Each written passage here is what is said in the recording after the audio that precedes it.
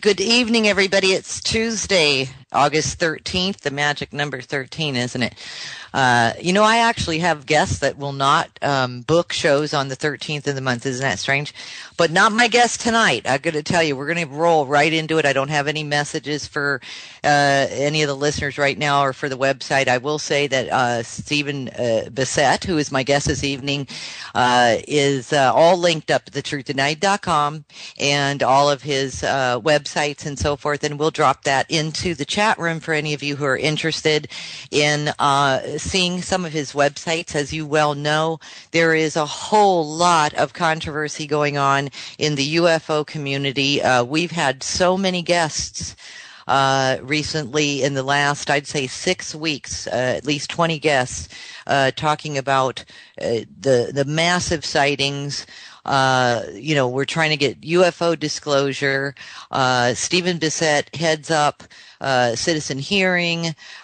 He's got the Paradigm Research Group. He's a political activist and a leading advocate for ending the 67-year government-imposed truth embargo regarding an extraterrestrial presence engaging the human race.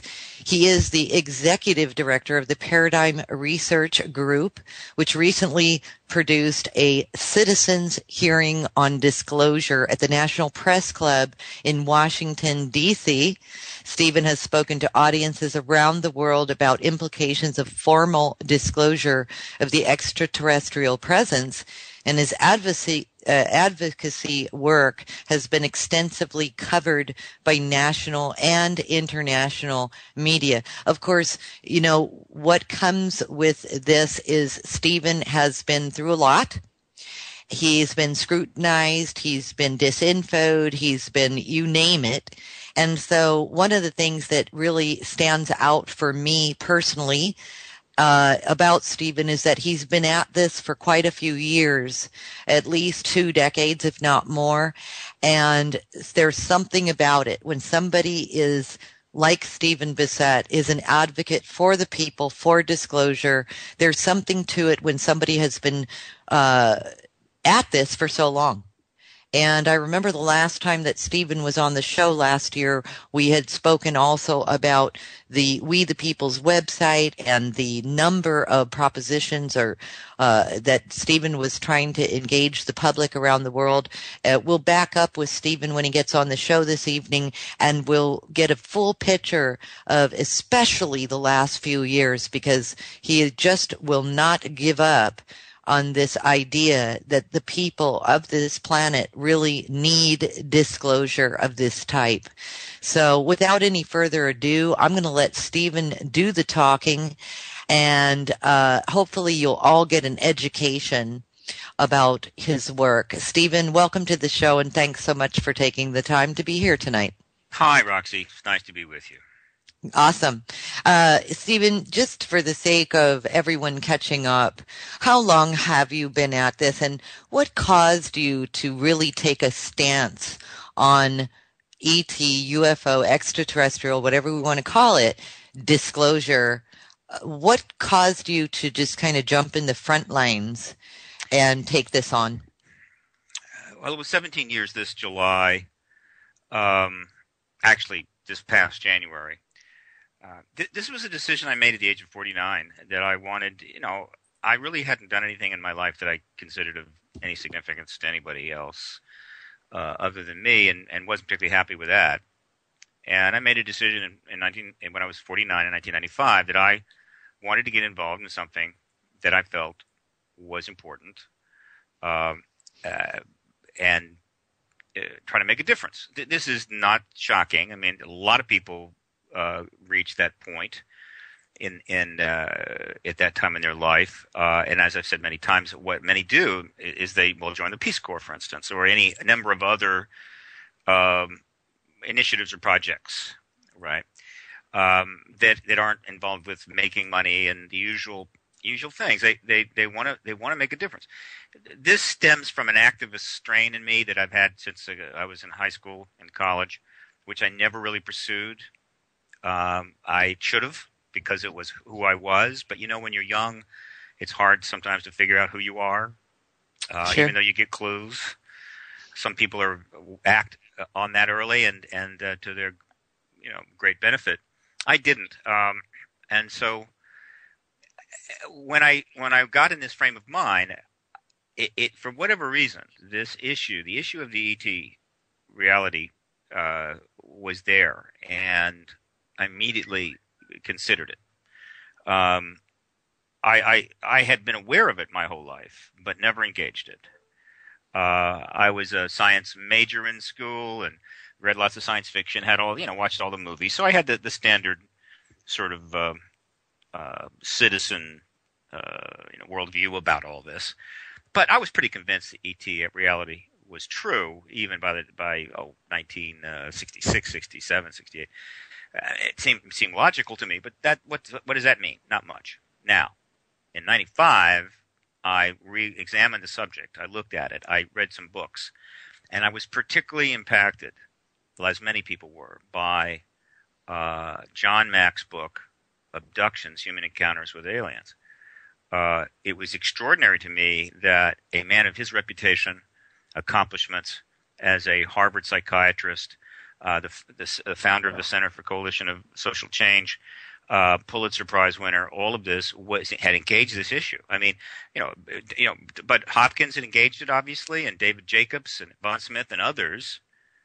But this was not just anybody. This was Dr. John Mack of Harvard. And when I read the book, of course, it only confirmed pretty much what I was also convinced by then, that this contact phenomena was real as well, though my feeling about that has only strengthened since then. It's even stronger. And I said, this is it. This is what I want to engage. And I got all pumped up about it, and I was very lucky in that John Mack's organization, PEER, Program for Extraordinary Experience Research, granted me the privilege of coming out to work for them as a volunteer in Cambridge, which was like a huge opportunity and a wonderful door into the issue, because there's many ways you can come at this issue. This was a very high quality engagement, and so I went out and spent 4 months with them, and it was really extraordinary. But it wasn't a fit for me because it didn't really blend with my activist, I think, nature. And so after 4 months, it was time really to move on, and it was then sitting in an office at Cambridge when it was like a thunderbolt. I was just sitting there, what am I going to do? And it just hit me. And what it was that I concluded that the whole problem with this issue, the fundamental resolution of this issue, could not be done by science. That plenty of science had been conducted by citizen researchers going back 60 years. They had piled evidence upon evidence upon evidence, and nothing was happening. And the reason was the government had made a decision for national security reasons that this issue would be embargoed. It would be contained, that they would disrupt it, disinfo it. They would intimidate witnesses. They would intimidate research. They would do whatever it took to keep this issue contained as possible. It couldn't be made a secret because obviously the extraterrestrials could come and go as they pleased. And so it required a political resolution, and there was no real engagement of the politics of this. And I had, spent a number of years living in the Washington area. I knew it pretty well, family there.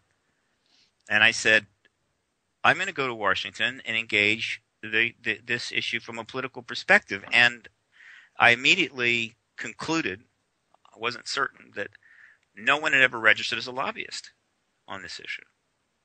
Anyone who wants to directly engage Congress members on issues and try to affect their votes and so forth has got to register as a lobbyist. This is a way of keeping track of who's trying to influence government policy. It's perfectly reasonable law.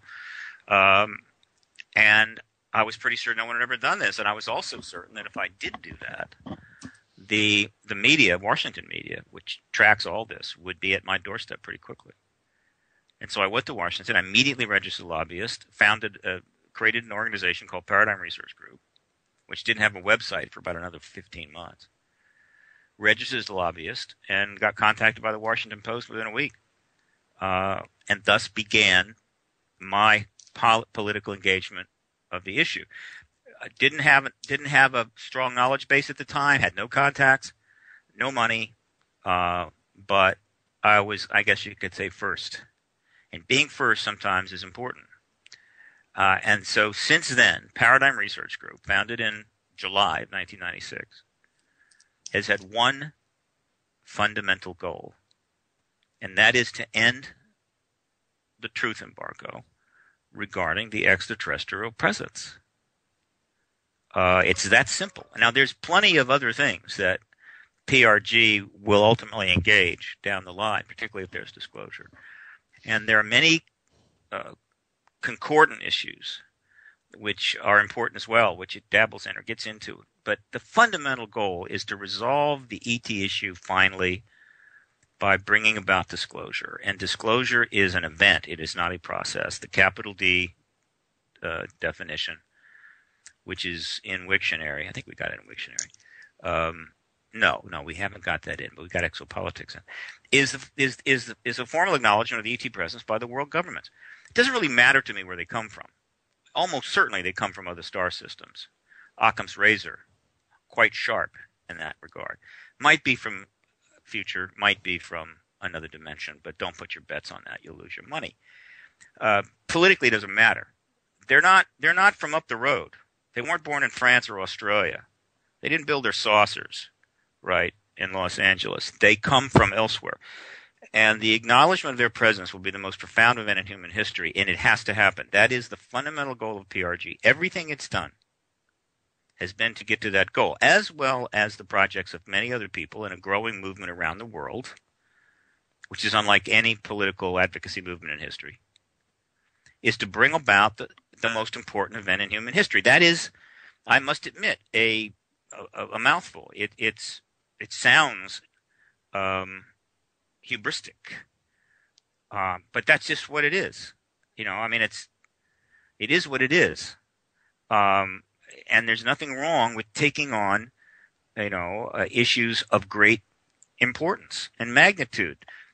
There's plenty of political activism out there dealing with very basic issues, real life, in the street kind of things that are also very important. Community activists and environmental activists and on and on and on and on. It doesn't diminish them at all. This issue just happens to be the most important in the world because the implications of it, the effects of it, will impact more people more quickly than any other event in human history. Though, and anyone wants to debate that and make a suggestion of the candidate, happy to chat with them. But so that's just the way it is. I hooked up with this circus, right? Not the other one down the road.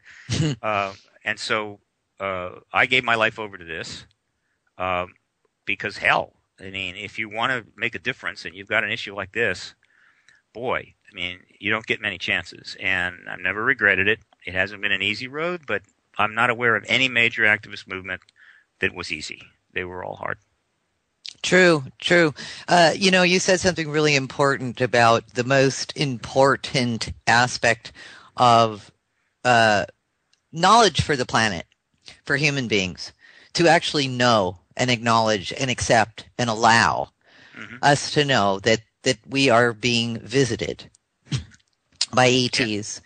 All right. Now, and the responsibility that comes with that exposure, that's huge because it's a paradigm shift, if you will, of everything we've ever believed or been taught to believe in.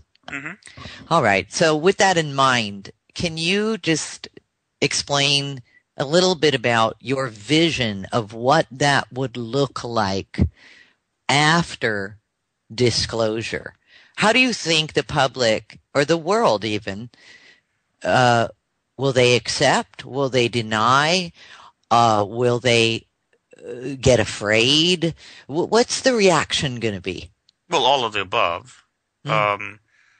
Well, certainly anybody that wants to, first of all, someone that wants to sort of look at this post-disclosure concept, they certainly have to read Richard Dolan's and Bryce Sable's book, AD After Disclosure. It's now the definitive book, I think, addressing that issue. I will add my own book to that soon, and then tens of thousands of others will be added, probably post-disclosure, regarding, quote, post-disclosure. maybe even hundreds of thousands. I mean, again, it's the most profound event in human history, so it's going to get a lot of attention. I think there's been like 60,000 books written about the Civil War, which was fairly important, but not really in the same league as what we're headed. No, it's not. Stephen, on that note, sorry to interrupt you. On that note, and yes, I'm very well aware of post-disclosure, psychological aspects, etc. Do you think the world's ready? I mean, is it possible that there hasn't been a disclosure, formal government, I should say, and military exposure? Is it possible that the planet's not ready? Or is it possible that we've been lied to so much that this will look really bad for the governments of the world? Well, yeah. I mean, it's a public relations problem for all the governments, but my lord, it's not like governments are not used to public relations problems. I mean, these days, it's one public relations disaster after another. Sure. World governments are under enormous pressure and stress because the social contracts are not being honored, and the world has gotten so intense and complicated, crowded, and we're reaching the limits of the biosphere. Amazingly enough, didn't think that would be possible, but yeah, we do love to have children. And so the ability of governments to cope with the expanding array of challenges is certainly suspect now. And we're seeing breakdowns across the board in the financial systems, in ecological systems, in political systems. We have the odd success here and there, and people look for improvements and so forth. But the Pentagon, the CIA, and a number of futuristic organizations have, or rather, how would you say, analytic organizations have looked at the 21st century and have already issued reports on it. You can go and find these. And without exception, these reports predict dire consequences. And the reason they predict dire consequences is not because the people that wrote these reports don't have optimism in their worldview, but because the facts are what they are, and they're not good. So the issue of whether the world is ready or not, it really doesn't matter, because it doesn't matter whether the world is ready. It's going to happen regardless. The world wasn't ready for the atomic bomb, but it got it. The world wasn't ready probably for the steam engine, but it got it, or the crossbow.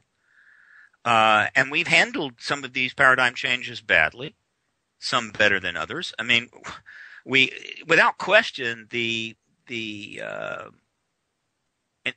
opening to the atomic world,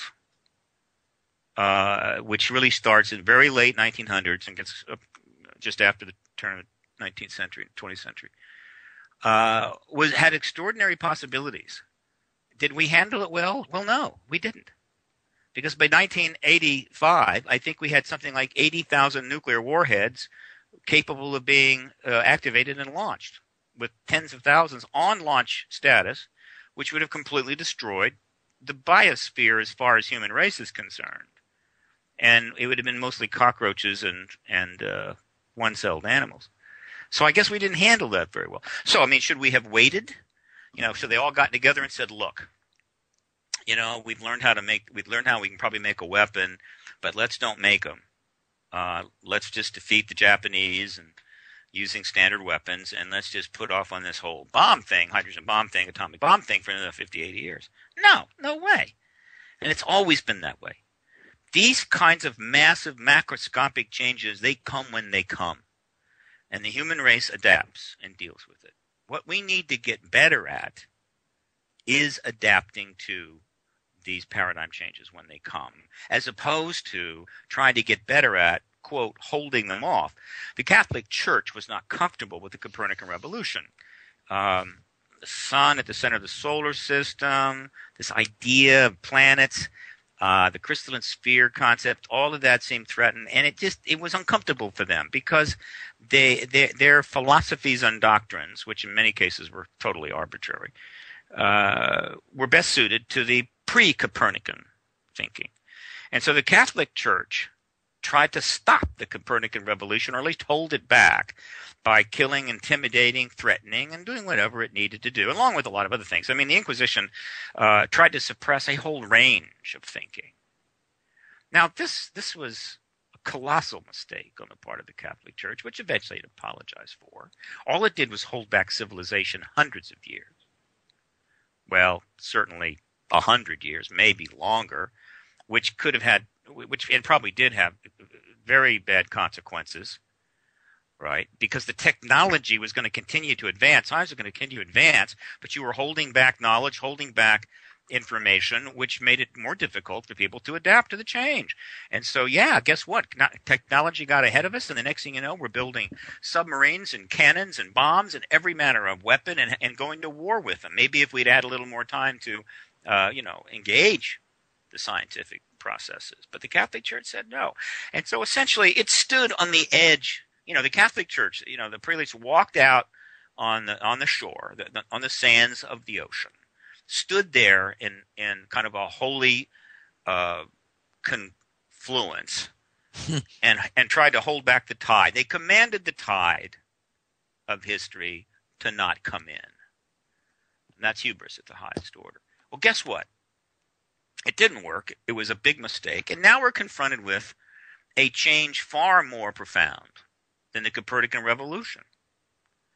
And for reasons which are understandable, maybe even defensible between 47 and 91, members of the military intelligence community, as well as the political class, circa 1940s, 1950s, not so now, as well as the political leaders of other nations, mostly the allies of the United States, including our enemy, the Soviet Union and China, for their own reasons, decided to stand on the earth, looking up and hold back the galaxy, try to pretend it wasn't there.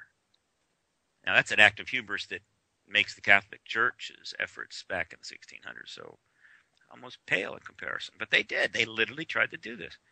The galaxy it always been here. The galaxy and the entities in it have been probably dealing with the Earth or visiting or whatever for who knows how long. Pick a number. It really doesn't matter. We're a young system. There are Earth planets out there that have been around billions of years longer than us, right?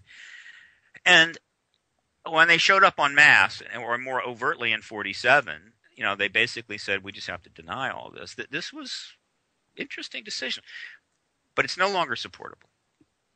And so the policy of embargo used to be called the UFO cover-up. It's not a cover-up. The policy of embargo no longer serves the world's people. It's costing a fortune, and there's a huge price we're paying for suppressing this truth, which includes a lot of science. There's a lot of science embedded in the ET issue, some of which we have studied intensely and re-engineered. And that, just like in the case of the science of the Copernican time, of Galileo and Kepler and the rest, was suppressed back then. This science is suppressed as well, in a somewhat different way for different reasons. And we need that science badly, hopefully to use well. I mean, the ET science that will eventually be revealed to us, or ET, derived science that'll be revealed to us eventually by our government, may have potentially dangerous aspects to it. Does that justify the suppression? No, because it has enormous positive potential for us. What we have to do as a civilization, global really in this case, is to learn from history, which is why you study it, right? And history said we had a breakthrough in atomic physics around 1900 going forward, and we handled it badly. We took that science and we created the worst weapons of all time. Now, we're going to get another new science. Let's learn from history and come together as nations to say this new science is going to be used to better the human condition. We're not going to make even more destructive weapons because clearly we're not going to get a second chance if we go down that road. That's how you survive. That's how an individual human survives, not by making the same mistake over and over again, not by, getting on their cell phone and texting and having a head-on collision and then continuing to do it until they had 4 more head-on collisions, because then you die. Thanks again for tuning in this evening. Our guest is Stephen Bassett. And Stephen, you had mentioned the ET science. Are we actually using that science? Are we back engineering crafts and so forth? Do you have any evidence of that? Sure. There's been considerable evidence that we have succeeded in.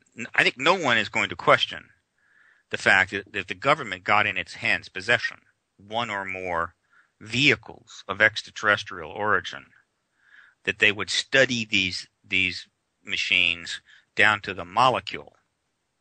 I mean, if anybody wants to say no, we wouldn't do that. It would be too dangerous. We'd just put them in a warehouse somewhere and leave them alone. Well, that's just absurd. So the question is, have we made any progress? Yes, there's plenty of evidence. There's ample evidence that we have succeeded in re-engineering or creating our own version or making operational anti-gravitic propulsion craft, which is a non-trivial, and that's a paradigm change. Anti-gravitic propulsion opens up vast options to deal with a whole range of issues that we're facing as a species. Just that. Right, but that's not the real golden nugget. The real key tech is the energy. All right. I believe that I just read a quote the other day, and I haven't had a chance to run it down. And I believe the quote is from Feynman, the legendary physicist that was involved in the Manhattan Project and went on to become a very famous. Well, he's one of the great physicists of the 20th century. And he said, according to this quote, and I think it's true because I think I'd heard it before, that there's enough energy in the space in an empty cup to boil all the oceans on planet Earth. If he's off by a couple of magnitudes, I think the point gets across. And let me be clear. This concept is already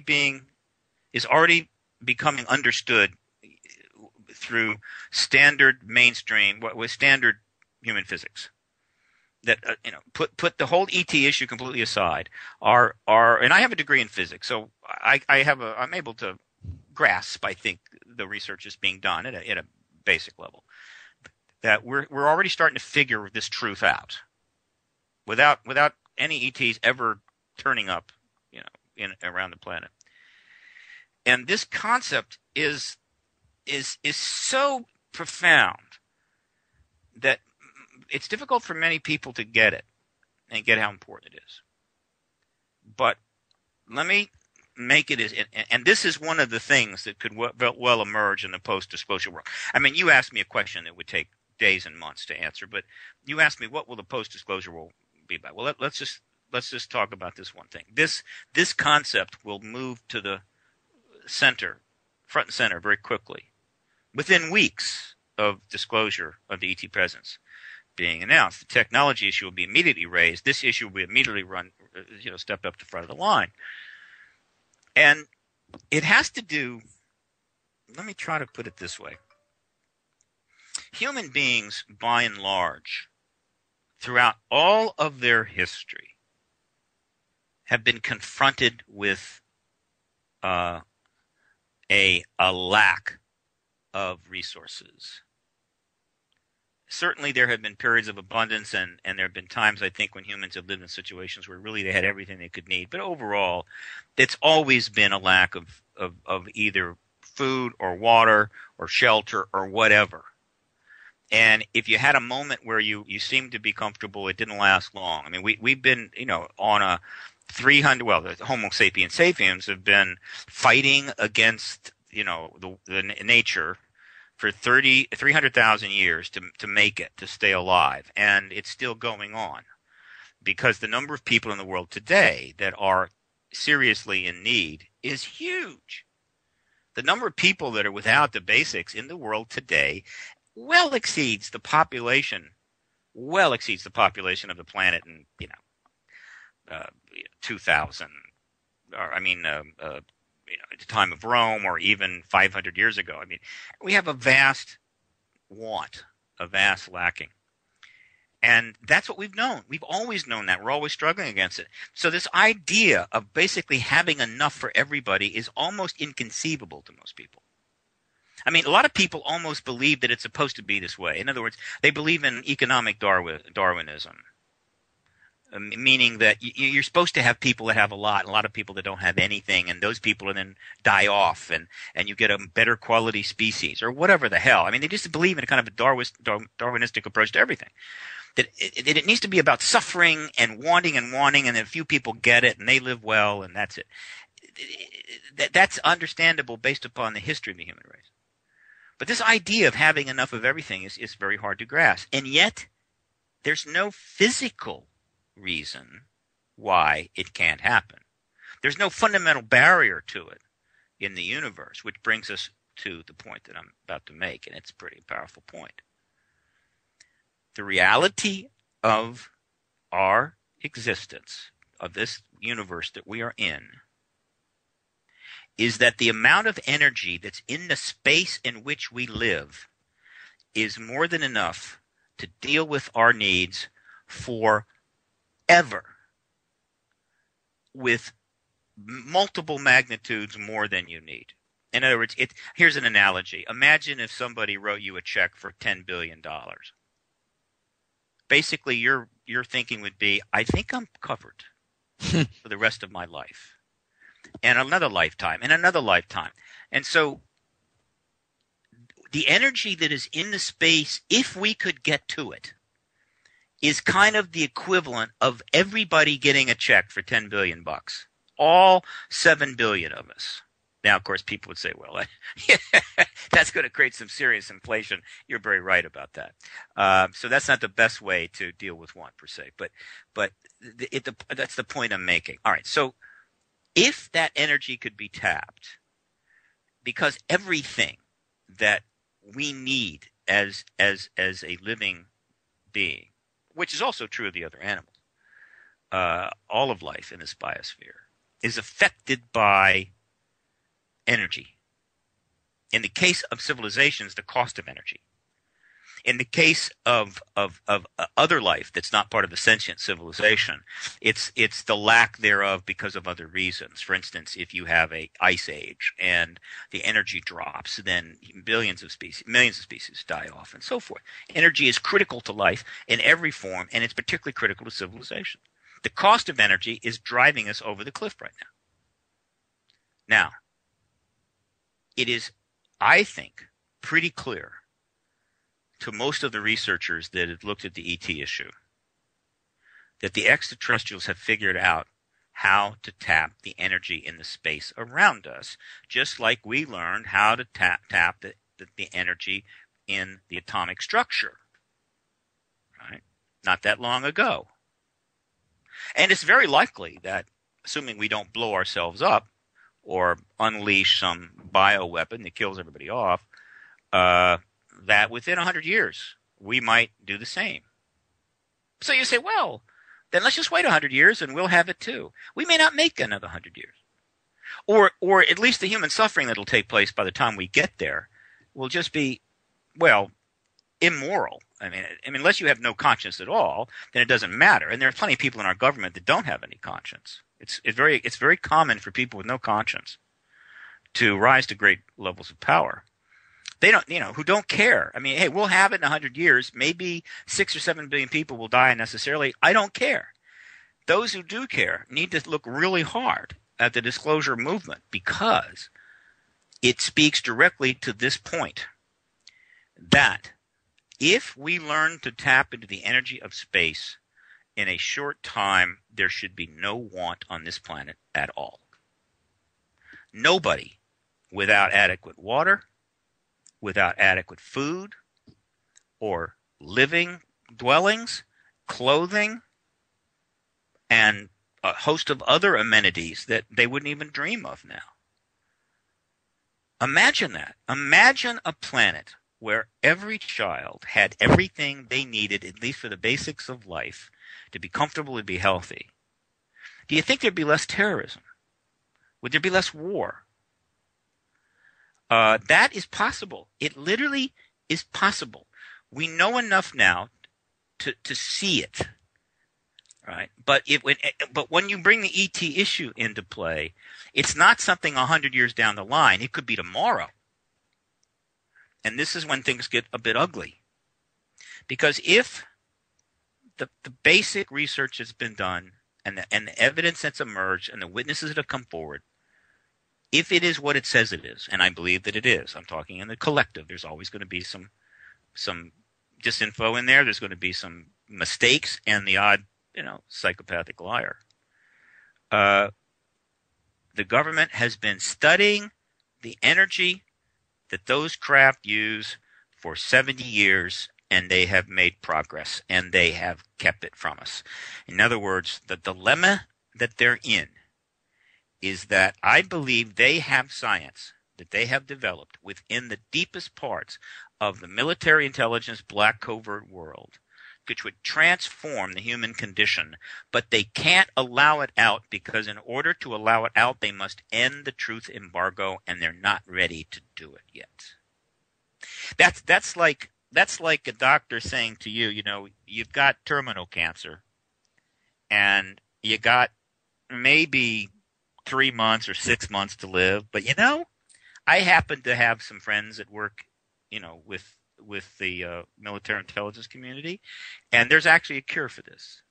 Unfortunately, we can't get access to it. It's classified. How would you feel about that? Realizing the government has a way to cure what's killing you right now, and you could live a long life, but you're going to die in 3 months, but it's classified. You can't have access to it. That, I believe, is the situation we're in right now. And that every day that the truth embargo continues, people die because it has continued. And so while it may have been justified during the 44-year fiasco we now call the Cold War, one of the great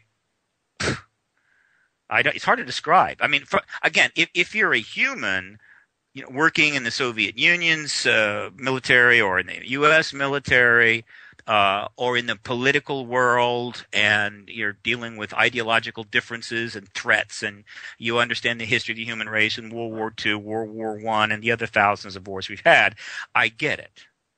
But when you step above that, when you go where the aliens are, the ETs are, and you look down at the species as a whole, and you look at the Cold War, it's a colossal act of monumental stupidity. An utter waste, a travesty, an obscenity from that perspective. All right. So understand, during that obscenity, they couldn't end it. But that's been over for 22 years. Now, according to the World Health Organization, depending upon the weather, world global weather, somewhere between 20 and 30,000 kids under the age of 16 die every day because of want. They didn't have enough food. They didn't have enough water. They didn't have enough sanitation. Didn't have enough access to medical, whatever. And they die unnecessarily, about 20 to 30,000. So we'll call it 25,000 a day. Okay. 10 days, that's 250,000. 100 days, that's 2.5 million. That's about 8 million a year. Now let's multiply 8 million a year times the 22 years since the Cold War ended and the truth embargo could have been ended. 8 times 22. That's 176 million kids who have died because of want unnecessarily. Now, the amoral politicians and powers that be would say, you got to break a few eggs to make an omelet. And what's, 166 million, what's that? I mean, it's a drop in the bucket compared to 7 billion, and it'll all work out in the end. I mean, they actually think that way. But ultimately, it will get them. That kind of sociopathic thinking ultimately catches up with you and destroys you, or destroys whole nations. But these are the numbers we're dealing with. Roughly 160 million kids have died since the end of the Cold War because of lack of want. Now, does that mean if disclosure had taken place in 1992 that number would be, a million or something? No, but it would be less. Why? Because the science of the extraterrestrials is more advanced than ours, and we have vehicles of theirs, and we have studied them, and we have figured out antigravitic propulsion, and I think we've made progress on the energy, may have even figured it out, and it's not oil, gas, or little hamsters running around in circle cages. Right. It is a profound breakthrough in energy. Some call it 0 point, some call it free energy, whatever you want to call it. But it's the equivalent of the breakthrough that we made around between 1900 and 1940 in 47 in atomic physics. Magnitude magnified thousands of times. And once that energy access technology becomes available to the human race, either because the government already has it and it's brought out, or the government has made a lot of progress, and once that's been brought out and the rest of the intellectual power of the other 7 billion of us is brought to bear, we complete the science. Or because disclosure, once it's out of the way, opens the door for full open contact with extraterrestrials, which I think is what's going on here. The reason we haven't had that is because we have not self-disclosed.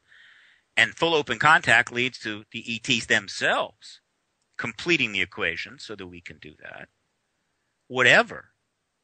And we get that energy within a short amount of time.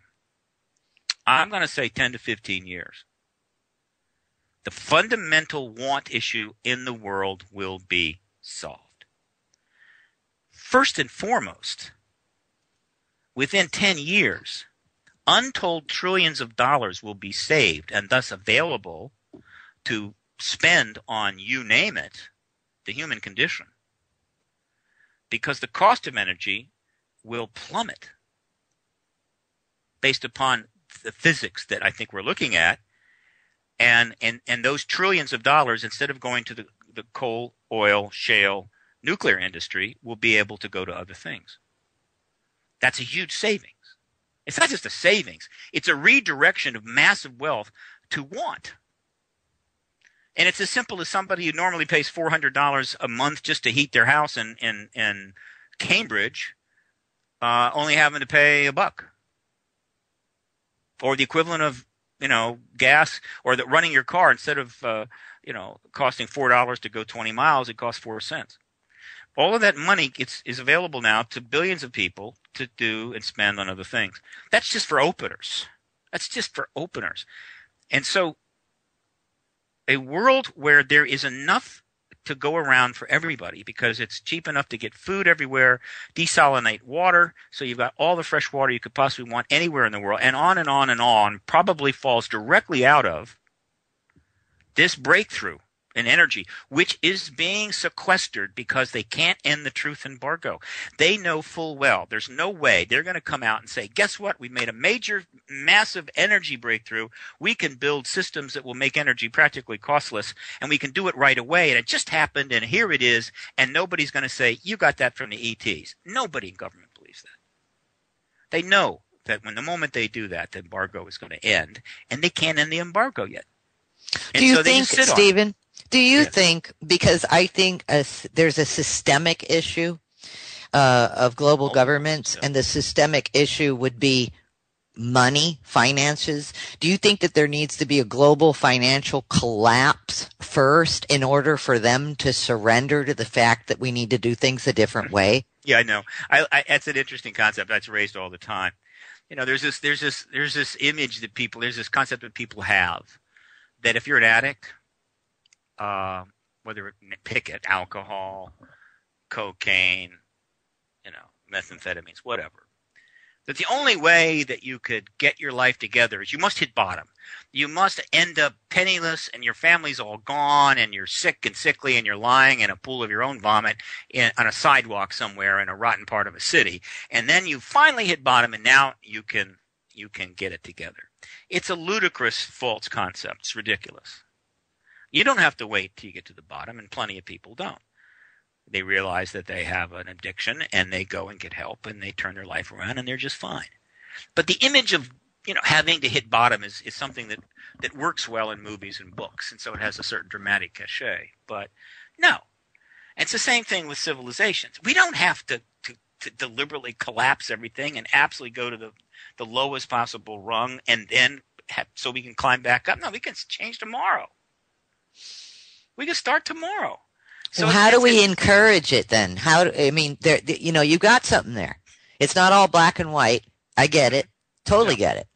So how do you encourage those psychopaths at the top to stop doing what they're doing? Or how do you feed the middle? You know what I'm saying? The ones that are right below them. How do you get this information? Because eventually the psychopaths will have to go away, because I don't see them giving in. Well, let's be clear. I mentioned the fact that there are people in power who are what I would call sociopathic. There's no question, but they're not all that way. There's plenty of people in power and influence that are good people and would like to see a better world. And what often is the case, that their desires and intentions are victim to historical realities, and we get that too. This is obviously a very complex situation, but it comes down to this, that there are let me pose it this way. Here is where I think things are. First of all, the fundamental problem is not money. A lot of people think that it's the oil companies and all the energy companies. They all have their lobbyists walking up and down the halls of the lower levels of the Pentagon, ordering colonels and generals around and telling them what to do, so they can remain super rich. No, it's not the way it is. Now, admittedly, if you were to approach any of them and say, "Would you like to see a brand new energy out that would transform the world but would eliminate our need for coal?" And they don't say, "Well, no, I don't want that." And you'd say, "You understand that if we did that, billions of people's lives would be enhanced." And they say, "I don't care." Again, we are going through an era of Darwinian capitalism, and we have a whole bunch of people that have risen to the top in the financial world that are, I consider, sociopaths. Mm. And that's unfortunate, and that's a problem. But that's, this issue goes all the way back to the 40s. And it's primarily driven by national security. And the Cold War, believe me, and which I told you was such a phenomenal, colossal fiasco from the larger perspective, that the impact of the Cold War hasn't gone away. It's something that big and something that awful is not going to be like, oh, it's over now, everything is fine. No, we're going to be dealing with the fallout, and I use that term intentionally, of the Cold War for a very long time. It screwed a lot of things up. A lot of things. And by the way, we still have 25,000 nuclear weapons. And we can still have that nuclear war that, Curtis LeMay was so eager to always have. So it ain't over yet. So the Cold War has created all kinds of dysfunction, right, in the human family. Just like in regular families, you'll have one person will be really screwed up, and they'll literally create problems for everybody else in the family, creating dysfunction throughout the entire family. It's the same thing here. The Cold War has created dysfunction throughout human society. And one of the more specific fallouts from the Cold War was this. I'll try to be quick. The Cold War prevented the truth embargo from ending. It's what created the truth embargo in the first place. There was no way they could let the ET thing out, at least formally, while all those nukes were pointed at each other, because they just couldn't predict what would happen, and it could have resulted in a nuclear war, and that would have been the ball game. So it's not even possible until the end of the Cold War. By the end of the Cold War, 92, the military intelligence world had gotten huge. It became what I call an empire, the secret empire, vast in scope and size. And it had pretty much yanked the ET issue out from under the political representatives, out from under the White House, out from under the Congress. It was off in its own world. Still national security, still run by colonels and majors and intelligence managers, ultra secret, deep down, whatever, however you want to think about it. But they yanked it out from under the political world. Part of the reason they did that was that they had lost respect for the political world, and who can blame them? Right? I mean, the people that we have been seeing walking around Congress and doing their thing, not only here but in other nations, are not the caliber of people, in my view, that we were looking at in 1940s that defeated the Axis powers. So they became concerned that the political leadership could really screw this all up. And so I think that was part of the reason they pulled it out. But they created a major problem. And here is the problem in a few words. Without access to the information and the evidence, and without the cooperation of this huge military intelligence secret empire, the president is frozen. He can't go in front of the American people and say, yeah, there's extraterrestrials here, but I really can't tell you more because nobody will tell me anything. Or, there's extraterrestrials here, but, the Pentagon's going to deny it. Whatever. I mean, it's just not possible. The president is locked down and not briefed. So the president's not briefed. His advisors aren't briefed. He may have figured it out. I mean, it's not hard. You don't have to be president to know the ETs are here. You just have to go read a few books, talk to a few witnesses, or be tipped off by somebody in the know. Wink, wink, nudge, nudge. There's ETs here, but there's nothing you can do about it, Prez. But the military intelligence community has another problem. The president is their leader, their commander-in-chief. They're not another branch of government. He is their boss. Every one of them. The CIA, the NSA, the Air Force, the Army, the Navy, the Coast Guard. He is their boss. They work for him. And so for any of them to try to, quote, infect a disclosure event would be treason. Some colonel is going to go in front of the cameras and say, look, I can't keep it in any longer. There's extraterrestrials. Ain't going to happen. And so they're frozen. And so they basically lock themselves in separate closets and lost the key. Now, the whole disclosure advocacy movement is designed to resolve that, right, by whatever means. And ultimately, and this is not the only way this can happen, and I'm basically talking about the United States right now. Other countries, you got different dynamics. And another country could disclose the ET presence tomorrow with the head of that country, with full cooperation of their military intelligence. Could happen tomorrow, and that would be it. Let's just talk about the U.S. The situation is that the advocacy movement is ultimately going to trigger, I think, by whatever means it can do, all of its little maneuvers, this event. A representative of the White House is going to privately meet with a designated representative of the ET management group. And it's possible that the chairman of the Joint Chiefs of Staff and the head of the CIA may not even know that this meeting is taking place.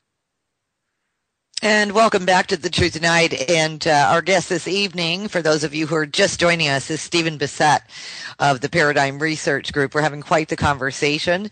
Anyone in the chat room, by the way, if you have some questions, now would be the time to go ahead and post them, and our producer will pick them up, and I'll be sure to ask Stephen about anything you want to ask him about. And, of course, if you want to call in the show, I'm having such a nice conversation with Stephen at this point. Let's wait for the bottom of this hour and see if we've got time for your phone calls for any questions. But like I said, those of you who are not logged into the chat, just go to freedomslips.com and the chat room. Click that and log into the chat room if you have any questions for our guests this evening. You said a mouthful in this the past hour, Stephen, and it really raised a lot of questions for me. You mentioned the military intelligence community, the truth embargo that needs to, they need to lift it, I guess. And then you mentioned the meeting with ETs, or meeting with a representative. Okay. Yeah, that's the key point. I want to finish it. That's where I'm going right now. And so go ahead and finish your thought, because I do have a question directly relating to that. What I think will happen, if the U.S. is going to be the first nation to disclose the ET presence, be the disclosure nation, if Barack Obama is going to be the disclosure president, the Democrats, the disclosure party, then someone from the White House is going to be designated to meet with a member of the military intelligence complex. Might be couple of people, but it wouldn't surprise me if it was one only because of information management or, quote, protecting leaks. And they will come to an agreement, and it's a simple concept that the president needs to know that the military intelligence complex will provide him certain basics, information, to back up the disclosure announcement that he would make to the American people. The military intelligence complex needs to know that the president is going to be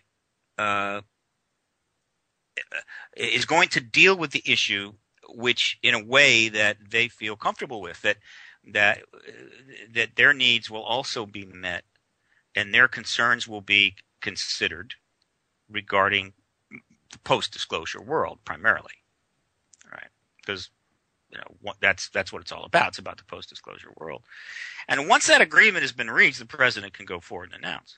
That's where I believe ultimately the movement is headed. It's going to create that event.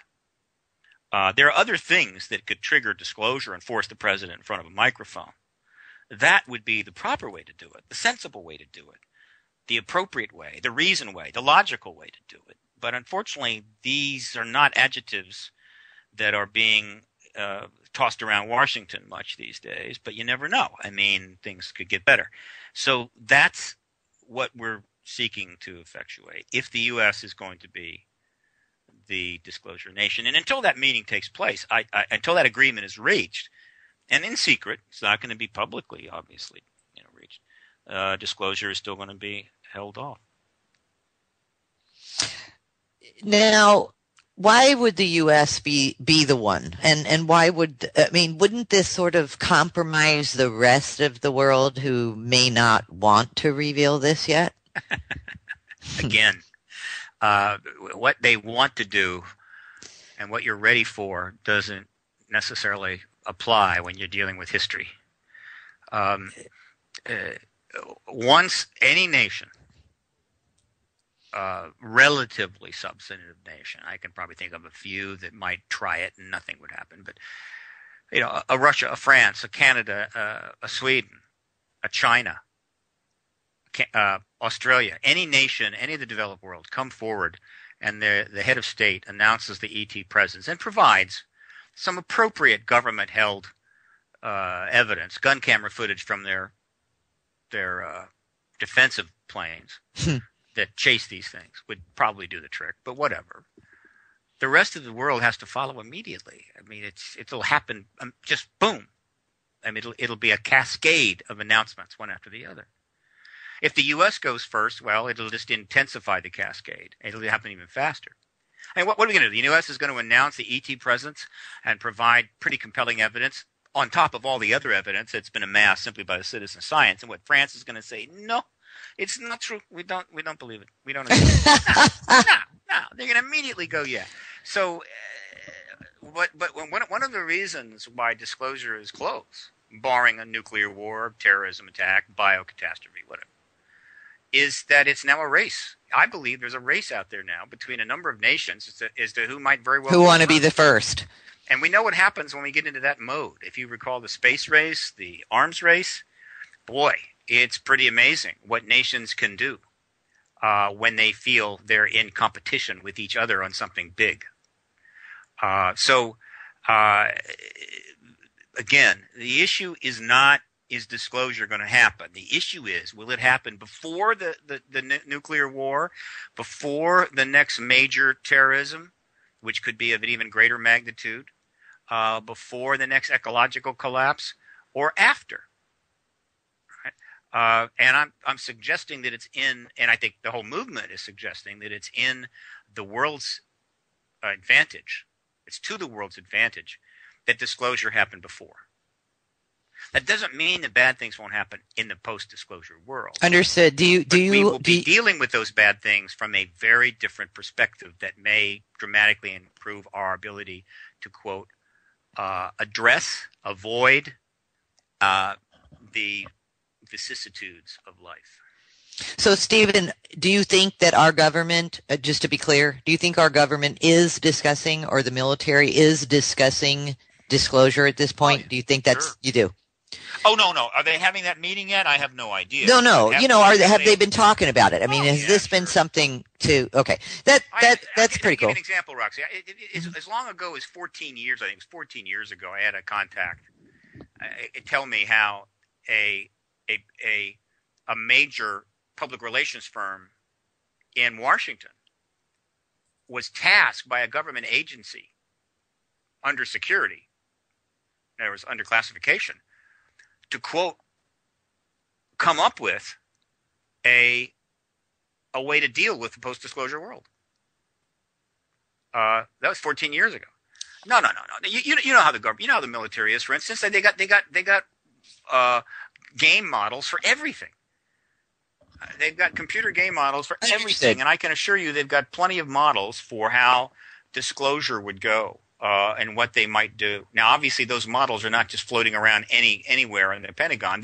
They're again operating down in the deepest levels where the management of this issue is contained. But still, they have a sense of how it might go. They have their thoughts. What they can't do is do Understood. it. It makes sense. Yeah. That actually answers the question, and I understand what you're saying. Hiroshima and Nagasaki. We didn't ask the rest of the world, "Hey, can we try this out?" We just did it. And Japan bombing Pearl Harbor. I mean, nobody asks to do things. We just you're right. We do with it, and then we deal with it as Let's the don't public. compare now. I mean, I understand that disclosing the extraterrestrial presence is not in the same category as bombing Pearl Harbor or bombing Japan. I mean, these were acts of mass destruction. Yes, they were. Disclosure is an act Understood. of mass information. I'm talking about the mentality. Yes. That's what I'm referring to, Stephen. I'm talking about the mentality. They don't ask anybody. So, and this is why it's much more clear how you're expressing this with regards to the military intelligence community, because yes, I can see now why it would be up to them to sort of bring this forward. And I've got to really, do you think, and I don't know in regards to your efforts, if you want the whole enchilada all at once, the truth embargo faction, or is this going to be piecemealed? Can you work with the government, you, Stephen, to get it at least piecemealed to the public? Or would it just not be that kind of thing?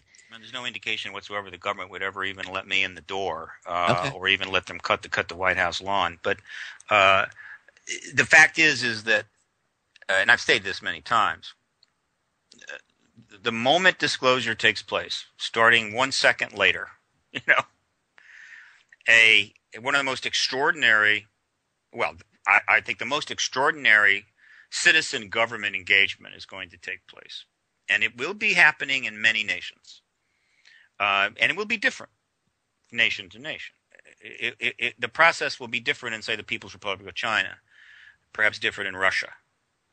It'll be very similar, I think, in the, quote, Western countries, such as Australia and Canada, the United Kingdom, France, Germany, and it will be this, and it'll be cool because we'll be able to watch it very intensely because of the technology we have today. We'll be able to see this in a very public way. The government is going to want to say as little as possible for as long as possible. The public is going to want as much as possible as soon as possible information. The media, which by and large has stood with the government, has served the truth embargo pretty well, either intentionally or inadvertently, for 67 years, I'm almost certain will cross over to the public side.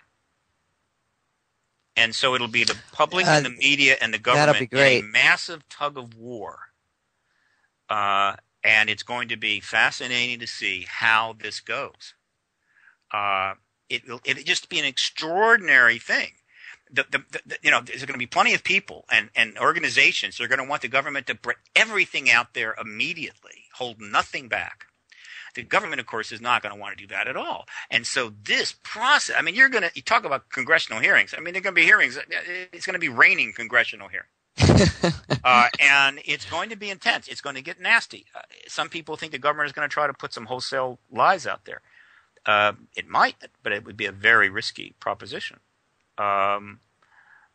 So how much we learn and how soon remains to be seen. I happen to believe that there is I think we need to be reasonable, that just dumping everything out right out the gate is not a good idea. What the government needs to make good faith effort, be honest about the fact that it's providing a certain amount but not everything, make it clear it's going to continue to bring information out, and focus on those things which are most, I think, productive, most helpful. Do good, right? And everybody is going to know that there's some pretty unpleasant stuff coming as well. Some of the unpleasantness may need to come out right away because it's important that it come out right away because of the impact it would have. Some of it's just bad. It's going to be a huge public relations nightmare. But I'm going to pretty much press a reasoned approach to this, a balanced approach to this. But if the government is smart, it will do what it can to maintain faith with the American people. Every other nation will have the same issue. Maintain faith with the public. Look, the government's going to be immediately charged with a massive violation of the social contract. I mean, right now, you've got all these people running around just completely apoplectic over, quote, the IRS may be acting a little out of hand, or the ATF getting out of hand with the guns issue and in Mexico. And they view these things as violations of the social contract. Maybe they are, maybe they aren't. The one I'm talking about is 10,000 times more powerful and important than those. This is a massive – they're going to be charged with this right away. And so in order to repair the damage, they need to get in the good graces of the American people as quickly as possible by the way they handle this information transference. And, of course, and how they handle the technology issue. Because the technology is what's most important to the human race in terms of the human condition. Just knowing that there's extraterrestrials here is important and powerful, but it's just a piece of information. It's not going to get some kid in Somalia some medicine so they don't die of gangrene. It's not going to get water to thousands of kids dying in Africa and various parts and elsewhere. It's not going to clean up the Ganges. It's just a piece of information. That technology can do all of that. And so how that is handled will be the key, I think, component to how well the post-disclosure world goes.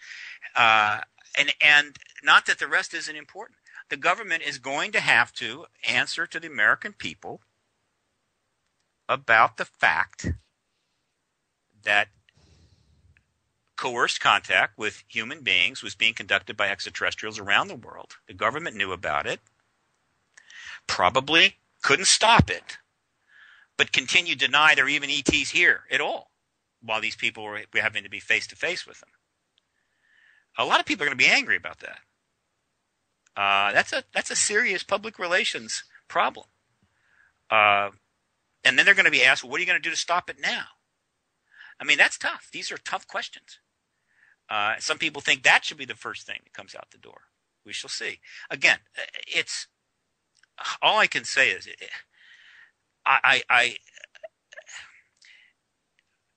don't have the words to describe really what the post-disclosure world's going to be like, but I think it's going to surpass, I think, any ideas that I have. It's going to be extraordinary.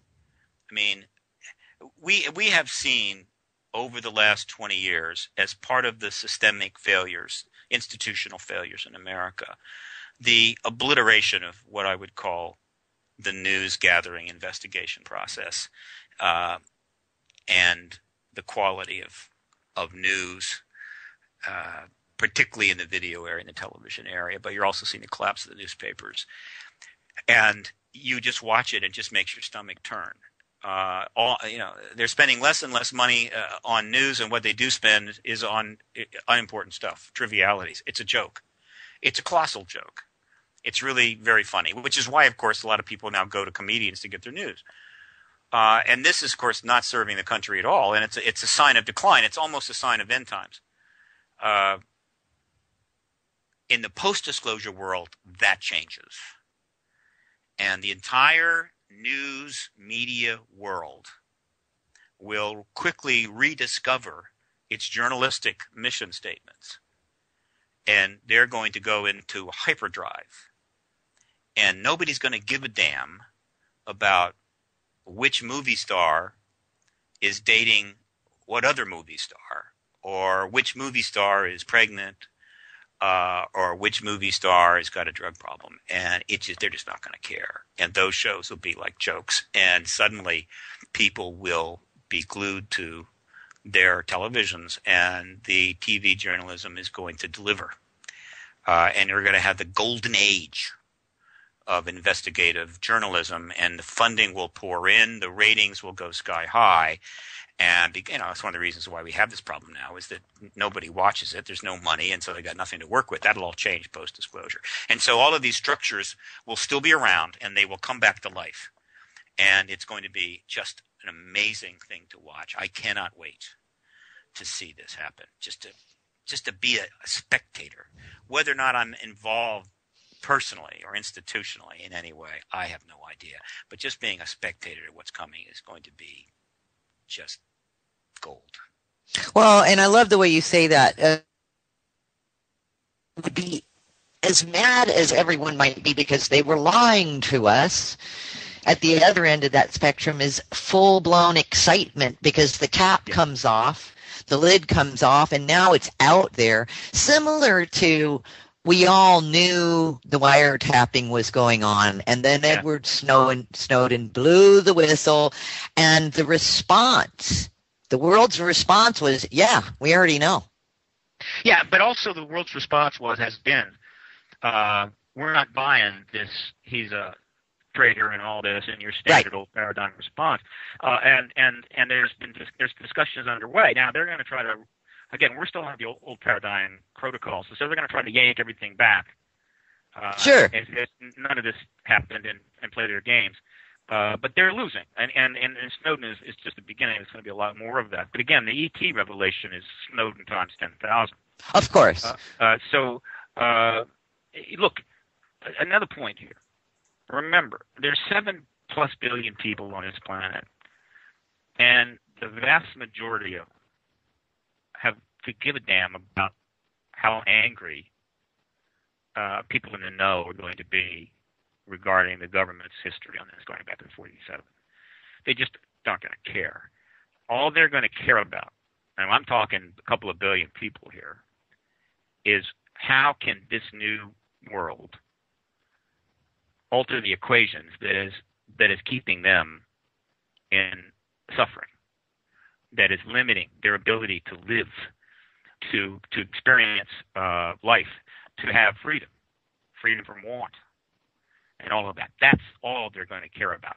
And those of us that try to drive the anger and our outrage to the front of the line it's not going to go over very well with them. So I think our anger and our frustration and of course, our concern about a whole range of complex political issues needs to be addressed, but it needs to be done in a tempered way. And it needs to be probably secondary to seeing the benefits of disclosure emerge and get dispersed around to the world's people. And of course, again, the technology is front and center there. I mean, it's foremost, without question. That is the key. And once that starts to emerge and people start to learn that, okay, within so many years we're going to be able to make major changes. Now, the oil industry and the gas industry and the shale industry, which are spending tens and tens, if not hundreds of millions of dollars running tens of thousands. You've probably seen them ads. These have been going on for years now. The energy industry, which I believe knows this is coming, is spending a fortune running ads Yes. on every channel, everywhere, about how wonderful coal is, shale is, fracking, or gas, natural Yes. gas is, nuclear. You used to be, you saw ads about Exxon's gasoline or Texaco's gasoline. You don't even see that anymore. These are all industry ads. Even when a company like BP runs an ad, it's not about BP so much. It's about the wonderfulness of oil. They are spending a fortune putting out massive propaganda to try to keep people in a mindset of how wonderful fossil fuels are, because they sort of know what's coming, and they're hoping that this will slow the transition down. And from a business point of view, it makes complete sense. But the fact is that if the energy technology is what we think it is, fossil fuels could be pretty much a non-issue in 10, 12 years, which does give those industries a chance to reinvest their monies. And believe me, they got plenty of that, right?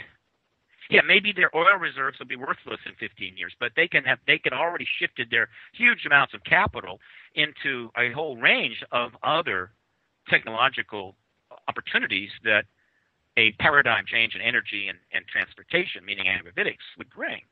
And so I'm not worried about any oil, shale, natural gas, or nuclear energy executives ending up, in Santa Monica on a meridian holding up a cardboard sign. That ain't going to happen. They'll be fine, but they're going to have to undergo some changes. They're going to have to work a little bit. They're going to have to adapt. And a lot of people would rather just be rich and get richer and never have to do really anything hard at all. I get that, but that's not the way it's going to work.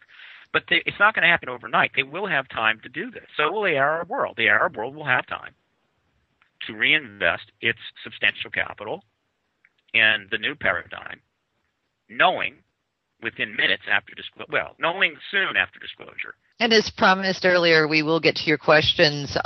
Stephen, are you ready to take a few questions? They've been rolling in throughout the entire show. Let's take a few questions. Then I have a special surprise. I have a great. The last 5-6 minutes. I'm excited. No problem. It is ahead of time, 2 or 3 days ahead of time. Okay, no problem. And that sounds great. Okay, so everybody stay tuned for the special surprise that Stephen has for us. All right, and we can get through these questions as quickly as possible, Stephen. All right, let's see. Are you aware of any breakthroughs in medicine, such as holograms, that are effective? Oh, again, alternative technologies and medicine is not my area. So I really can't speak to that. I mean, you can go on the internet and see all kinds of things. It has been speculated that, I think it raises another point, though. Another potential benefit of disclosure, if it leads to open contact, is that the contact information that has been amassed indicates that the extraterrestrials are extraordinarily gifted in life sciences, genetics, and so forth. And so it's very possible that if we were to get into a formal relation, most of our diseases, again, if they were willing to provide that to us, I'd certainly like to find out. So that's something to look forward to. It's pretty significant. Sure. And the other question is, why do extraterrestrials always show up where us, Joe public, can't verify, a.k.a. military complexes? Well, they have. I mean, they've shown up over military bases plenty of times. Well, I think he's saying, why do they only show up on military bases? Oh, no. They show up all over the world. They've been engaging humans all over the world. There are sightings in every continent. Farmers' backyards, over regular houses, everywhere. But obviously, we're particularly interested in any sightings involving military complexes, and of course, there's plenty of evidence to that. So it's not only that at all. They're engaging the whole planet, and they're certainly engaging the human race on a broad scale. And that shouldn't shock anybody, but that's exactly what we would do if we had star travel and access to multiple star systems. Okay, great. And another question, considering the efforts lately to downsizing the military, early discharge, temporary shutdowns of special projects, HARP down, space fence down, and the reduction of contracts for civil contractors, our whole defense protection seems to have its back door open to attack. Do you feel something bad is forthcoming? NASA layoffs, Boeing layoffs, closings, Raytheon contracts on hold, Lockheed. So there you have it. It is something bad coming. I disagree with that, Carly. Okay. The United States spends more on defense and military intelligence, the whole than the rest of the world combined. They shut things down. They've got other programs that open up. They've got a huge amount of black budget stuff, which you don't know. Well, I mean, you can't even address it. Right, so we don't even know the full scope of their abilities. Obviously there's massive shortfalls in the United States because of the collapsing, the economic fiascos that Wall Street and others have participated in. That's putting pressure to reduce, quote, military spending. But I assure you that we spend a fortune on our military and have vast abilities. But those abilities are just to be able to kill other human beings. They would be useless against extraterrestrials. I mean, all of the movies that have been pumped out, and they're really coming out one after another, about how we are engaged by extraterrestrials and somehow win, like Battleship or something. It's all nonsense. It's all fantasy. If you understand science reasonably well and what it means to be starfaring civilization, we wouldn't have a chance. It would be the analogy I use. It would be the equivalent of a first grade class of kids with squirt guns going up against SEAL teams. It's just not a contest. And so, the whole idea that could we be open to attack by it? All I can say is let us hope they never want to attack us. Right. That would be another question as well that I personally have. Are the ETs the good guys or the bad guys? I mean, you're so optimistic. You have a great attitude about it, Stephen. But are we dealing with any bad guys out there too? If we open the door to that too. Well, obviously, good guy, bad guy is a very simple breakdown. But there are God knows how many civilizations in our galaxy, and it would be very naive to think that a civilization could not emerge, particularly in a remote area, one of the satellite galaxies. Every major galaxy has a number of those, but just might develop to the point of starfaring ability that are just raving sociopaths. You can't rule it out, but obviously, a civilization like that would just be nothing but cancer, and so. I believe that what protects us and what ensures our safety in the larger galactic sense is that it's the same exact thing that is somewhat works down here on the ground on the planet Earth, namely that the civilization, non-destructive civilizations with advanced technology, come together in coalition and they protect the weak from the strong. In other words, if there is a rogue sociopathic civilization, they would be contained by many of the civilizations. I mean, we've actually seen that in the Star Trek series. It's not an unreasonable concept. One can make a case it's impossible to become starfaring and be that way because you'd self-destruct. Who knows? But we can't rule it out. But look, we haven't been destroyed by other civilizations. We've been engaged very likely for thousands of years. Clearly there's an interest, but destroying us, no. It hasn't happened. And there's no reason to think it's going to happen tomorrow or even 100 years from now or 1,000 years from now. We are soon probably going to be introduced to the larger galactic reality. And by and large, I don't think it's going to be particularly scary. We have more, I think, to worry about from a rogue asteroid turning up. Besides Mount Everest taking us out. Though, frankly, I think the ETs would divert it. I don't think they would allow it to hit, which is a nice thing. It's interesting. Again, everybody has their own perspective on this. My perspective has many components. One of them is this, that I like to throw out because I think it's an interesting idea to contemplate. I think the ETs would divert a extinction level event impact of a major asteroid because it's essentially an act of the cosmos. It's kind of a random thing. It's total waste. We just destroy civilization. It's 10,000 years in the making. But I don't think they would stop a nuclear war. That's us doing it to ourselves. That's what we want to do. That's what we do. So there are people that out there think, oh, they'd stop a nuclear war. Don't count on it. But I think they'd stop an asteroid hit. But maybe not. Who knows? Well, yeah, I mean, there's a lot of theories on that, and that goes way down a rabbit hole. So, you know, it's a big subject all on its own. Talk to me about your latest.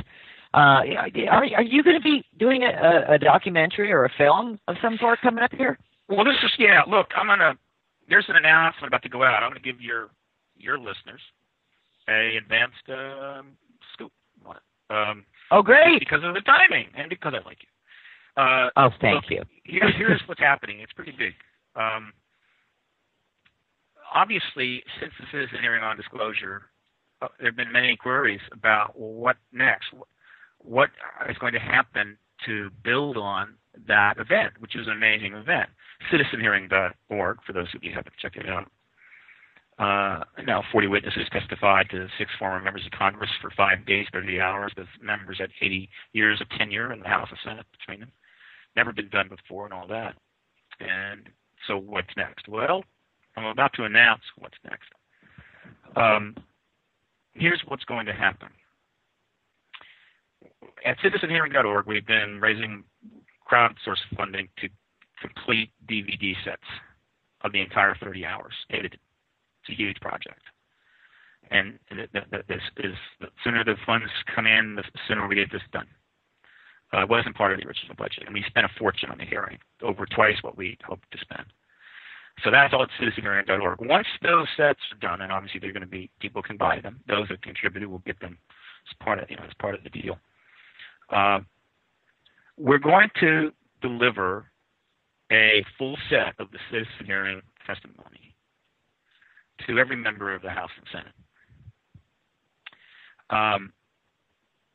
Shortly after that, I am going to, for the first time in 13 years, initiate direct lobbying. Remember, I'm a registered lobbyist. Yes. Paradigm Research Group is going to initiate direct lobbying of the House and Senate for the first time in 13 years, because the time is right. And it's all based on the citizen hearing on disclosure. A notice is going to go out just prior, in the weeks prior to launching this, because this is still down the line a couple of months, to PRG's core list, which is over 20,000, and also on the websites, appropriate websites, and on Facebook, inviting all supporters of the disclosure movement to contact as constituents, to contact their 2 senators and their representative with a short message asking them to meet with me to discuss the citizen hearing on disclosure. To either meet with me or have a staff member meet with me. And I'll be contacting every one of them to get a meeting. And the reason we go this way is that they pay far more attention to constituent correspondence than they do to non-constituent correspondence. So when they get a letter from one of the people in their district or their state saying, I want you to take a meeting with so-and-so, they're more likely to pay attention. So we're going to do that. Right? In addition to that, the fax on Washington is going to be reactivated. The site's already been changed over. To get people to send these messages in, to get this direct lobbying going. In addition to that, the documentary, Truth Embargo, will continue to be under production. We're going to have, the website on that will go up very soon. And there's going to be a crowdfunding on that as well through Indiegogo to complete the production and then ultimately get the distribution out for the movie Truth Embargo, which will probably overlap with this lobbying effort, direct lobbying of the Congress. Also, simultaneous with the launching of this direct lobbying, PRG's Political Action Committee, XPAC, is being reactivated. It's basically been in suspension for quite a few years. It's still the only political action committee that addresses this issue. And the site has been, the notice is up on the site right now. That's x-ppac.org. x-ppac.org. And it's going to be reactivated and re-promoted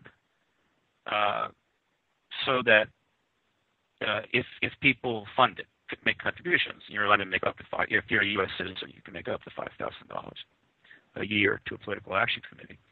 And if it raises money, we're going to then use those funds to make donations to campaigns, federal campaigns, meaning for Congress and the Senate, in the 2014 election to any candidates that are willing to speak out directly on the ET issue and the truth embargo.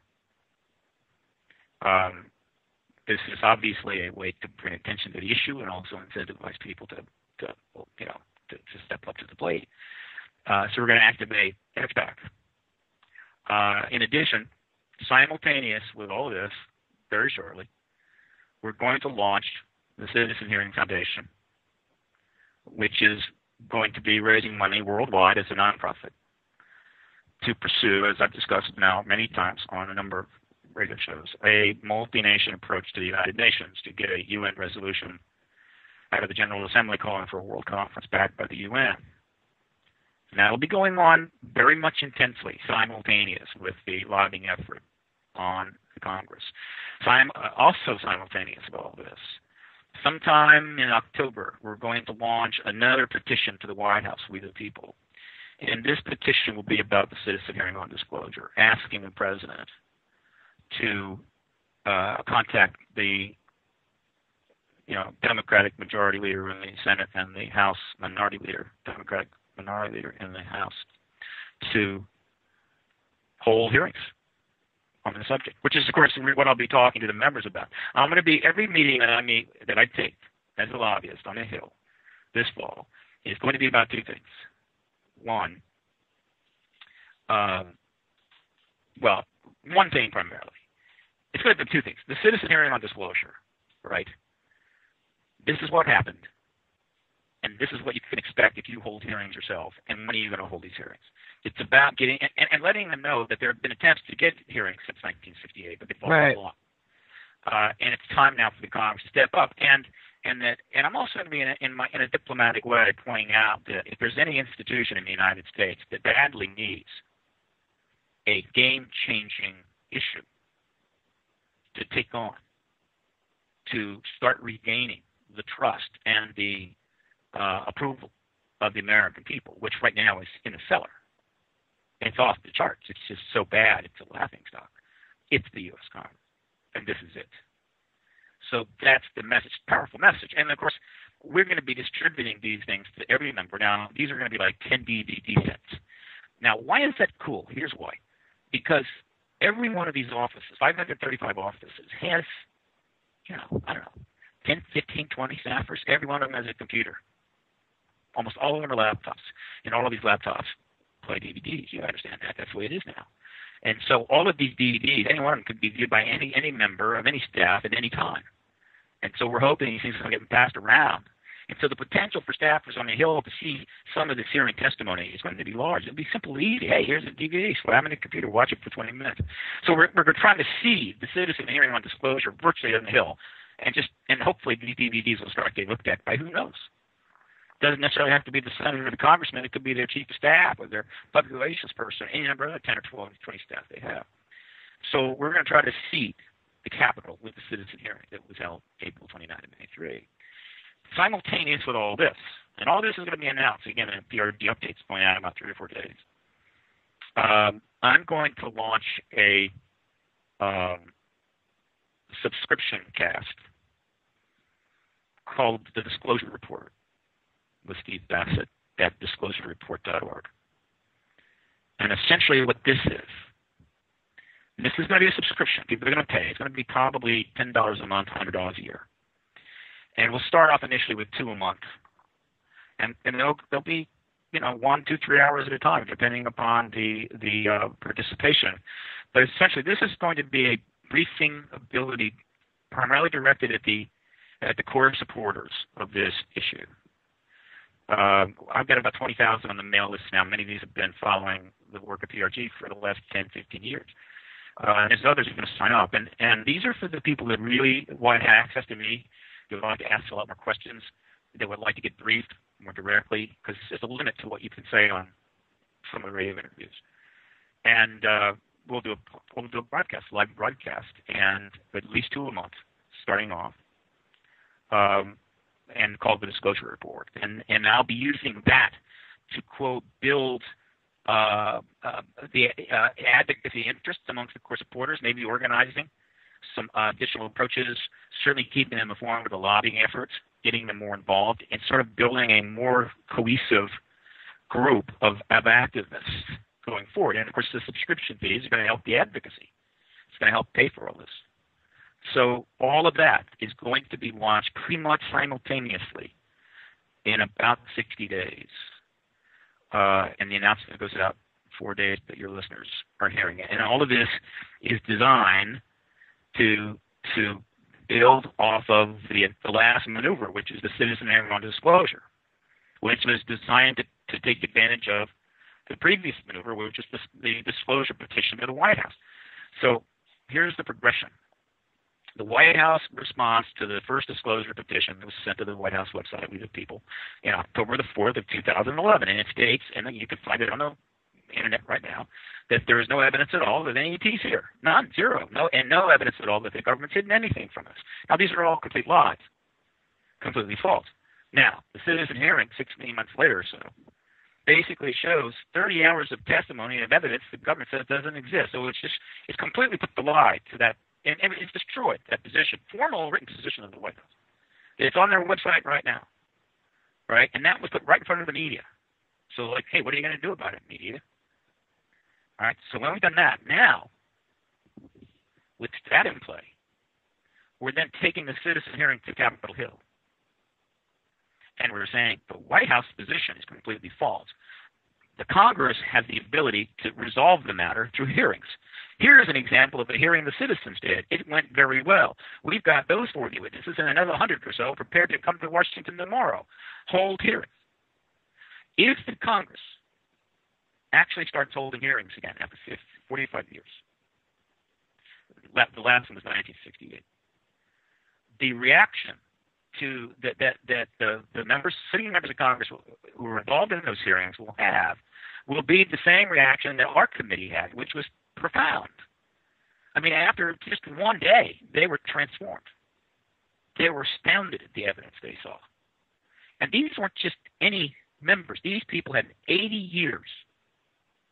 2 of them had served in Congress for 20 years. One was a senator.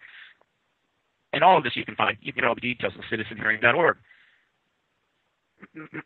A number of them are going to continue to work on this issue. They're going to be more involved in this going forward. They've already done some things. The sitting members will go through the same transformation. And once that happens, the truth embargo is over. It's over. It's done. Which is exactly why every effort to hold a hearing since its gate has been blocked. And I know of at least 4 myself. Because the government, whoever needs to know, knows that those hearings cannot take place. This isn't 1968. And maybe they could have held a hearing in 78 or 80 that would have had the same outcome as 68, which is basically nothing would happen, but no longer. And there's too many witnesses prepared to testify now that worked in government. And so the Congress has the power and the truth embargo if it wants to do that. And God knows if there's any organization in this country that needs to do something profound, it's the U.S. Congress. And so we're going to go after them next. And that's going to generate a lot of press at the same time that the UN initiative is underway. So you can see that the game plan continues. Now, we're going to try to raise money for this. We need more support, without question. We need another backer for the film. We're trying to find another $400,000 backer for the movie under a production deal. We're also going to do crowdfunding with Indiegogo, and we're going to try to keep the money coming in to complete these projects, because you can't do it without funding. But it's going to happen. One way or the other, it's going to happen, and it's all going to be launched this fall. And the announcement of this goes out in a few days. Initially, it'll go out onto the PRG updates list. Now, if you want to get on that list, you need to contact PRG at ParadigmResearchGroup.org, or go to the websites, and you'll see subscription links. There'll be more of those put up shortly. And asked to be on the update list, and we'll get. When is Truth Embargo the movie? When do you think you're going to have that finished? If the funding comes in relatively soon, we could very well have it out the very end of this year, early next year, which would be ideal because I want it to correspond with the lobbying effort underway, which will start in the fall, late fall, and go on into next year. So that would be ideal. But we'll see. But all of these things are on multiple tracks. And there's other things going on. I mean, this is just PRG's fundamental next step, right, which is a multi-track approach to drive the issue deeper into Washington. But there's other things going on in other countries. And, of course, the UN initiative particularly, if we get that underway, will also generate a whole different level of press. And so, again, as long as we can get the funding, the Truth Embargo's days are numbered. I like that you're hitting it from all sides. You know, going to the U.S., going to the UN. You know, going to Hollywood. You know what I mean? You're getting the information hit up from all sides, and that's actually the full court press you're doing, Steve. Yeah, that's what you have to do, and so it's going to get interesting here. And I think if people who have been on the fence about really supporting this, they're totally on the fence. I mean, they're totally on board with the disclosure process and everything else. But if they've been on the fence about whether to really step times, what many do is they will join the Peace Corps, for instance, or any number of other initiatives or projects, right? That aren't involved with making money and the usual things. They want to make a difference. This stems from an activist strain in me that I've had since I was in high school and college, which I never really pursued. I should have, because it was who I was. But when you're young, it's hard sometimes to figure out who you are, even though you get clues. Some people act on that early and to their great benefit. I didn't, and so. When I got in this frame of mind, it for whatever reason, this issue, the issue of the ET reality, was there, and I immediately considered it. I had been aware of it my whole life, but never engaged it. I was a science major in school and read lots of science fiction, had watched all the movies, so I had the standard sort of citizen, worldview about all this, but I was pretty convinced that ET reality was true, even by 1966, 67, 68. It seemed logical to me, but what does that mean? Not much. Now, in '95, I re-examined the subject. I looked at it. I read some books, and I was particularly impacted, as many people were, by John Mack's book, Abductions, Human Encounters with Aliens. It was extraordinary to me that a man of his reputation, accomplishments as a Harvard psychiatrist, the founder of the Center for Coalition of Social Change, Pulitzer Prize winner, all of this had engaged this issue. I mean, but Hopkins had engaged it, obviously, and David Jacobs and Von Smith and others. But this was not just anybody. This was Dr. John Mack of Harvard. And when I read the book, of course, it only... Good evening, everybody. It's Tuesday, August 13th, the magic number 13, isn't it? I actually have guests that will not book shows on the 13th of the month. Isn't that strange? But not my guest tonight. I'm going to tell you, we're going to roll right into it. I don't have any messages for any of the listeners right now or for the website. I will say that Stephen Bassett, who is my guest this evening, is all linked up at thetruthtoday.com and all of his websites and so forth. And we'll drop that into the chat room for any of you who are interested in seeing some of his websites. As you well know, there is a whole lot of controversy going on in the UFO community. We've had so many guests recently in the last, I'd say, 6 weeks, at least 20 guests talking about the massive sightings We're trying to get UFO disclosure. Stephen Bassett heads up Citizen Hearing. He's got the Paradigm Research Group. He's a political activist and a leading advocate for ending the 67-year government-imposed truth embargo regarding an extraterrestrial presence engaging the human race. He is the executive director of the Paradigm Research Group, which recently produced a citizens hearing on disclosure at the National Press Club in Washington, D.C. Stephen has spoken to audiences around the world about implications of formal disclosure of the extraterrestrial presence, and his advocacy work has been extensively covered by national and international media. Of course, what comes with this is Stephen has been through a lot. He's been scrutinized, he's been disinfoed, he's been you name it. And so one of the things that really stands out for me personally about Stephen is that he's been at this for quite a few years. They confirmed pretty much what I was also convinced by then, that this contact phenomena was real as well, though my feeling about that has only strengthened since then. It's even stronger. And I said, this is it. This is what I want to engage. And I got all pumped up about it, and I was very lucky in that John Mack's organization, PEER, Program for Extraordinary Experience Research, granted me the privilege of coming out to work for them as a volunteer in Cambridge, which was like a huge opportunity and a wonderful door into the issue, because there's many ways you can come at this issue. This was a very high quality engagement, and so I went out and spent 4 months with them, and it was really extraordinary. But it wasn't a fit for me because it didn't really blend with my activist, I think, nature. And so after 4 months, it was time really to move on, and it was then sitting in office at Cambridge when it was like a thunderbolt. I was just sitting there, what am I going to do? And it just hit me. And what it was that I concluded that the whole problem with this issue, the fundamental resolution of this issue, could not be done by science.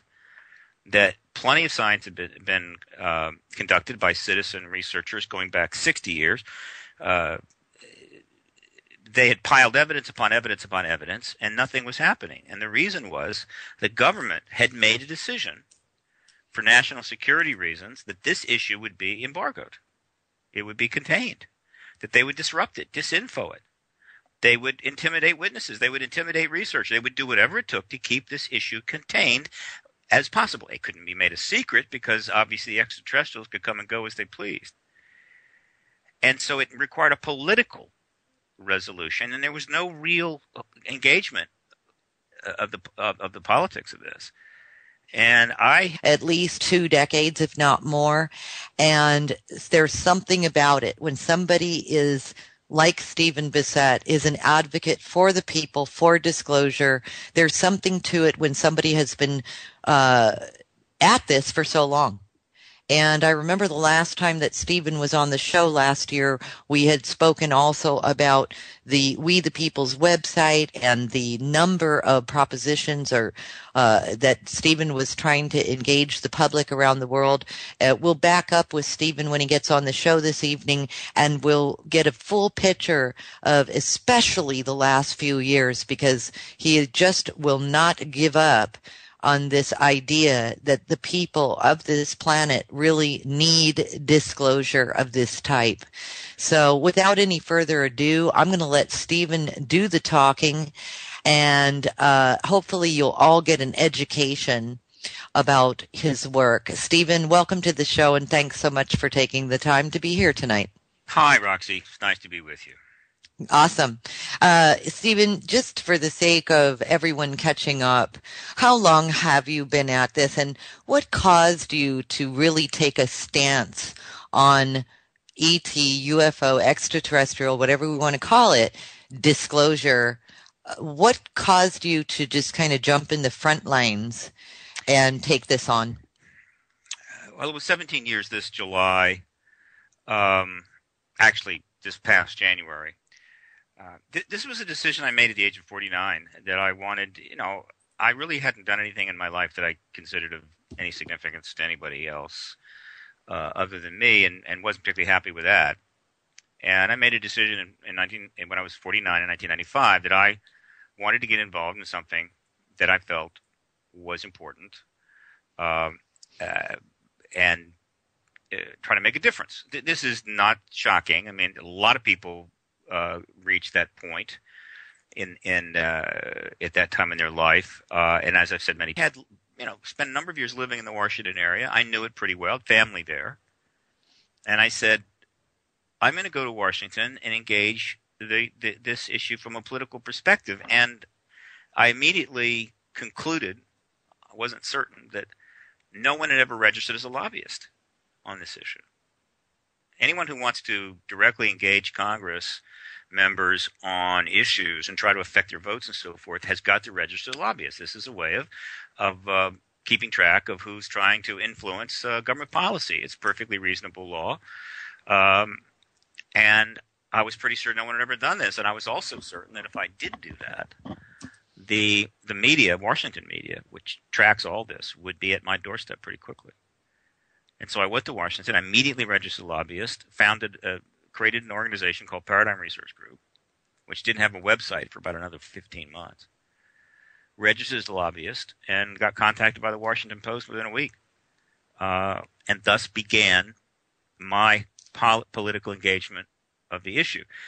I didn't have a strong knowledge base at the time, had no contacts, no money, but I was, I guess you could say, first.